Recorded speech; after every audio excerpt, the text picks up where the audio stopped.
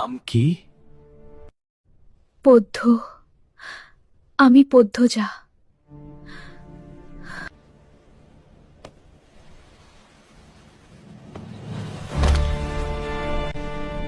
Miss Fahima, তাড়াতাড়ি এদিকে আসুন।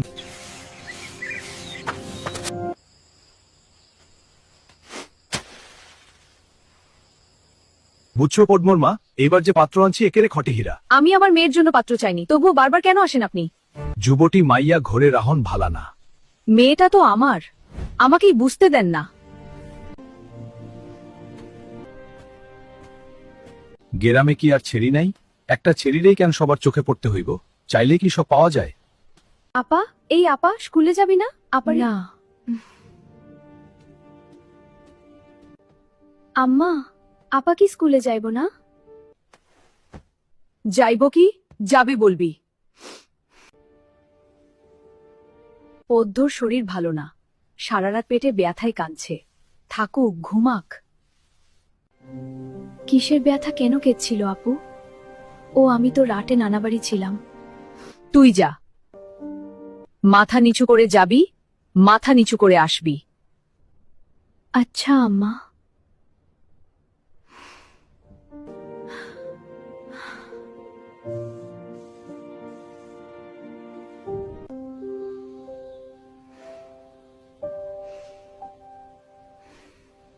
বিসমিল্লাহ। পদ্য, আই পদ্য।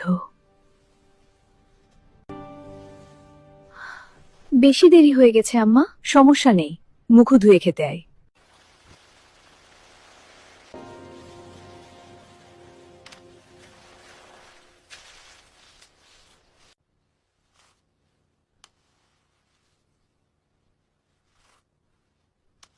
তাড়াহুড়ো করছিস কেন? মুখ ধুতে গিয়ে চুল ভিজিয়ে এসেছিস। খেয়ে রোডে বসে চুলটা শুকিয়ে নিবি। আচ্ছা আম্মা, আম্মা পূর্ণা প্রেমা আসে নাই? পূর্ণা এসেছে, স্কুলে গেছে। প্রেমা দুপুরে আসবে। আম্মা আব্বা কবে আসবেন? জানি না, খাওয়ার সময় কথা বলতে নেই। আমার বাবা আমাকে এত অবহেলা করেন কেন? তিনি বোনদের ভালোবাসেন, কিন্তু আমাকে ভালোবাসেন না। আমি কি তার মেয়ে নই? এটু কি ভাবছিস? তাড়াতাড়ি খেয়ে উঠ। আজ আমের আচার বানানোর কথা ছিল।